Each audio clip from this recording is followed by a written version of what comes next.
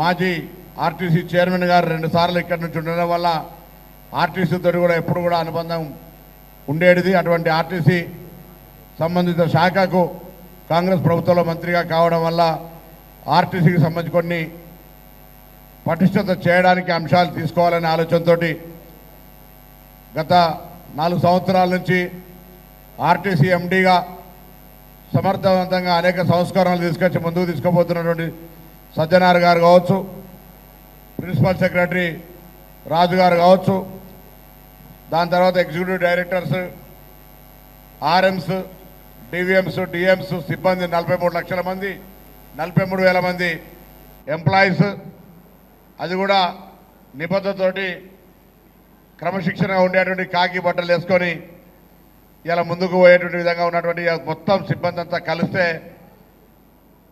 లక్షలాది మంది ప్రయాణికులకు లక్షలాది కిలోమీటర్లు ఎక్కడ కూడా ఏదో అడపా తడప చిన్న చిన్న ఇబ్బందులు తప్ప ఇంత పెద్ద వ్యవస్థను ముందుకు తీసుకుపోతా ఉన్నటువంటి దానికి విజయవంతం కావడానికి కారకులంతా సిబ్బంది, ప్రజలు. గౌరవ ముఖ్యమంత్రి రేవంత్ రెడ్డి గారు బాధ్యతలు చేపట్టిన తర్వాత ప్రజా రవాణా సంస్థలు ఆర్టీసీకి ఉన్నటువంటి నిబద్ధత, ఆర్టీసీ నిర్వీర్యం కాకుండా ఉండాలనేటువంటి మాట చెప్పడంతో దీనికి అనేక సంబంధిత సమీక్షలు నిర్వహించుకొని ఆర్టీసీకి తీసుకోవాల్సిన నిర్ణయాలు తీసుకోవడం జరిగింది. అందులో భాగంగా సగం బస్సు పోవడమో, పావు బస్సు పోవడమో ఆర్టీసీ గతంలో జరిగిన నిర్ణయాల వల్ల కొద్ది ఇబ్బందులు ఉన్నప్పటికీ మొన్న డిసెంబర్ 9 నాడు రాష్ట్ర ప్రభుత్వం మహిళలందరికీ ఉచితంగా బస్సు ప్రయాణం చేసినప్పటి నుండి ఆర్టీసీ బస్సులన్నీ కూడా కిక్కిరిసి ప్రయాణం చేస్తూ ఉన్నాయి. దాదాపు పూర్వ వైభవం వచ్చింది. ఆర్టీసీ ఏడువైనా బస్టాండ్ కలకల, బస్సులు నిండా, బస్సుల కొరకు సీట్ల కంటే ఎక్కువ మంది వేడి చేయడము, రాజకీయ నాయకులకు బస్సులు కావాలి అని డిమాండ్ పెరగడము, తద్వారా పని వర్క్ లోడ్ కూడా పెరిగినప్పటికీ అన్ని స్థాయిల్లో వారికి ఉండే అసహనాన్ని బయటపడకుండా ప్రయాణికుల సౌకర్యమే ధ్యేయంగా పనిచేస్తున్నటువంటి ముఖ్యంగా ఆర్టీసీ డ్రైవర్ల, కండక్టర్ అందరూ కూడా మరొక్కసారి సంస్థ యొక్క సంబంధిత మంత్రిగా వారికి హృదయపూర్వకంగా అభినందన తెలియజేస్తా ఉన్నా. దాదాపు సంస్థలో పనిచేసే దాంట్లో 85-87% డ్రైవర్లు, కార్మికులు, కండక్టర్లే. ఒకవేళ వాళ్ళందరికీ ఈ మహాలక్ష్మి పథకాన్ని సమర్థవంతంగా నిర్వహించే అంశం లోపల భాగస్వామ్యం లేకుంటే ఇబ్బంది కలిగేది ఈరోజు. ఎందుకంటే ఓవర్లోడ్ తోటి బస్సులు పోతూ ఉన్నాయి. టికెట్ల ఇవ్వడం కావచ్చు, బస్సు నడపడం కావచ్చు, చాలా లోడెడ్ వర్క్ లోడ్ పెరుగుతున్నప్పటికీ కూడా ప్రభుత్వం తీసుకున్న నిర్ణయానికి అనుగుణంగా మీరు అందరూ సహకరిస్తూ ఉన్నారు. ఆ దిశలోనే బస్సుల సంఖ్య పెంచాలని, ఉద్యోగాల సంఖ్యలు పెంచాలని, రూట్లు కొత్త కొత్త రూట్లకు బస్సులు తీసుకుపోవాలని ఒక ప్రణాళిక తీసుకోవడం జరిగింది. మొన్న ఈ మధ్యలో దాదాపు 1000 బస్సులకు సంబంధించినటువంటి డెలివరీ, అంటే వాటి బస్సులు రావడము, బాడీ బిల్డింగ్ పోయి దాదాపు నెలకు 50-70 బస్సులు వస్తూ ఉన్నాయి.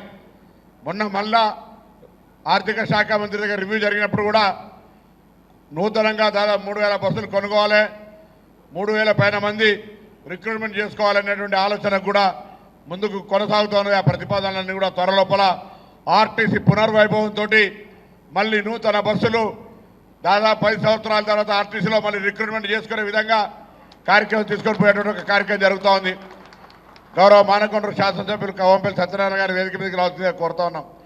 ఆ విధంగా ఆర్టీసీ ముందుకు పోయేటువంటి సందర్భంలో అందరి సహకారం తీసుకొని ఆర్టీసీలో ఉన్నటువంటి ఉద్యోగరీత్యా బాధ్యతలు చేపట్టి విధి నిర్వహణలో ప్రాణాలు కోల్పోయినటువంటి పిల్లలందరూ కూడా కారుణ్య నియామకాల కింద 2017లో తీసుకున్న నిర్ణయానికి అనుగుణంగా వాళ్ళందరికీ కూడా ఈరోజు కొంతమందికి రీజన్ వారీగా నియామక పత్రాలు ఇచ్చే కార్యక్రమాన్ని కొనసాగిస్తూ ఉన్నాం.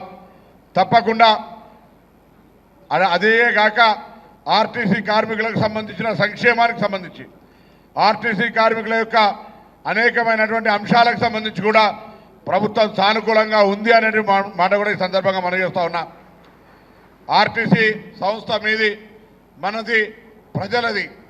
ఈ సంస్థను కాపాడుకొని ముందుకు తీసుకునే బాధ్యత తెలంగాణ ప్రతి బిడ్డ, తెలంగాణ ప్రతి పౌరునిపై ఉందని నేను ఈ సందర్భంగా భావిస్తూ ఉన్నాను.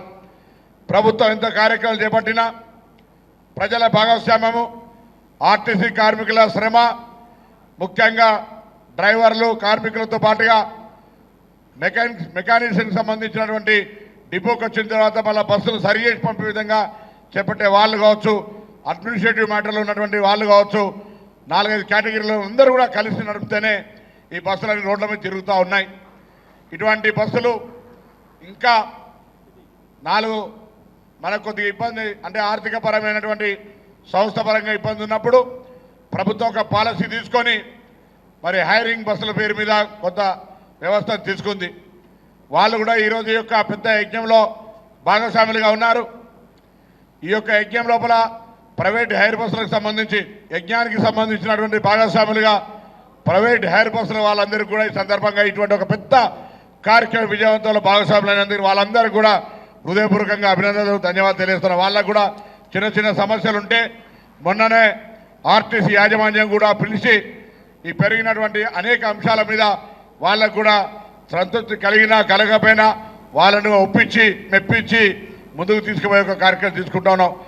ఈ సందర్భంగా తప్పకుండా ఇన్ని సమస్యలు పరిష్కరింపబడ్డా తప్పకుండా సమస్యలు ఉంటాయి. 43,000 మంది ఉద్యోగస్తులని సంస్థలో బదిలీలో, క్రమశిక్షణ చర్యలో, విధి నిర్వహణ యొక్క అనేక అంశాలు ఉండేటప్పుడు చాలామంది వస్తూ ఉన్నారు. కానీ నేను అందరికీ కూడా కోరుతా ఉన్నా, కాకి బట్టలకు సంబంధించి కొంత క్రమశిక్షణ కలిగి సంస్థ నడవాలంటే ఎక్కువ జోక్యం తీసుకోవద్దు అనేటువంటి ఆలోచనతో ఉన్నటువంటి వాళ్ళం. సంస్థ నడవాలి, అధికారులు ఎక్కడన్నా ఉద్దేశపూర్వకంగా లేదా ఒకవేళ ఏదైనా విధానపర నిర్ణయం కాకుండా నిర్ణయాలు తీసుకుంటే తప్పకుండా దాన్ని సరిదిద్దే ప్రయత్నం చేస్తాం. కానీ రోజువారీ డ్యూటీలో మాలాంటి అనేక రకాల ఇంకా సంస్కరణలు ఇతరత్ర సంస్థ అభివృద్ధికి కష్టపడేటువంటి వాళ్ళం డే టు డే అఫేర్ లోపల భాగస్వామ్యం కాకుంటే ఉంటే మంచిది అనేటువంటి నా వ్యక్తిగతంగా అభిప్రాయం.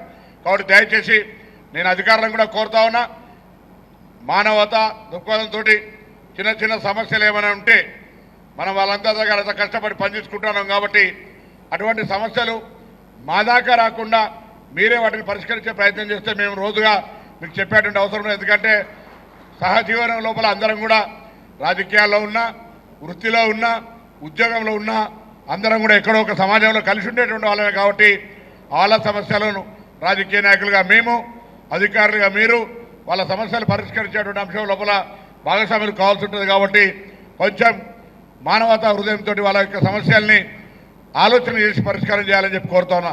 అవును, ఓవర్ టైం అవుతూ ఉంది, ఓవర్ లోడ్ అవుతూ ఉంది, అనేక రకాల ఇబ్బందులు అవుతూ ఉన్నాయి, శ్రమ పడుతూ ఉన్నారు.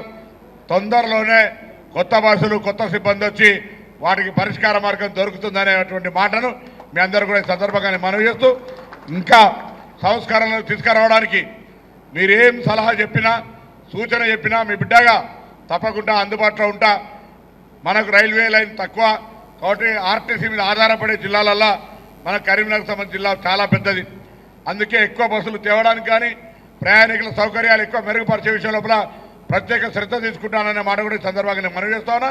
దాంతో పాటుగా మనం కూడా అదేవిధంగా ఇక్కడ ఉన్నటువంటి ఆర్టీసీకి అన్ని రకాలుగా అండదండగా ఉండాలని ఈ సందర్భంగా కోరుకుంటూ మరొక్కసారి ఈరోజు కారుణ్య నియామకాలు పొందుతున్న వాళ్ళందరూ కూడా నూతన జీవితాన్ని ప్రారంభించండి. ఆర్టీసీ సంస్థతో, ఆర్టీసీ సంస్థలో కుటుంబ సభ్యులుగా మీ భాగస్వామ్యాన్ని ప్రారంభించండి. భవిష్యత్ ఆర్టీసీ అభివృద్ధిలో మీరు కూడా భాగస్వాములు కమ్మని కోరుతూ, ఇప్పుడు పనిచేస్తున్న వాళ్ళంతా కూడా మీ శ్రమకు కూడా అందరికీ కూడా ధన్యవాదాలు. రాబోయే పెద్ద సమ్మక్క సారక్క జాతర ఉంది, దానిలో కూడా చాలా శ్రమ పడాల్సి వస్తుంది. మీ అందరి శ్రమ గతంలో పెండింగ్లో ఉన్నటువంటి కొన్ని అంశాలను సానుకూలంగా పరిశీలిస్తా ఉన్నాం. మీ పక్షాన ఉండి ప్రభుత్వంలో చర్చ జరిగినప్పుడు తప్పకుండా మీ పక్షాన మీ బిడ్డగా కొట్లాడుతూ ఉన్నాం. నాయక అధికారులందరూ కూడా ఒప్పించే ప్రయత్నం చేసి ప్రభుత్వాన్ని ఒప్పిస్తూ ఉన్నాం. ఆ యొక్క మంచి శుభవార్త కూడా రాబోతూ ఉంటుంది. దాన్ని నా స్థాయిలో కాకుండా గౌరవ ముఖ్యమంత్రి గారు ఈ 3-4 రోజుల్లో రేపు రివ్యూ ఉండే ఆర్టీసీని ఇక్కడే ఉంటా ఉన్నాం కాబట్టి 31 నాడు ఆర్టీసీ కార్మికులకు సంబంధించి కూడా శుభవార్త. మీ గతంలో చాలా కాలంగా పరిష్కారం కాని సమస్యలు కూడా పరిష్కారమై మీ అందరికీ కూడా శుభం జరుగుతుందని నేను ఈ సందర్భంగా మనవి చేస్తూ, మీ ఎప్పుడూ శుభం కోరుకోవడం లోపల ఒక బిడ్డగా ముందుంటారు అనేటువంటి మాట మనవిస్తూ మీ అందరికీ హృదయపూర్వకంగా ధన్యవాదాలు, శుభాకాంక్షలు తెలియజేస్తాను.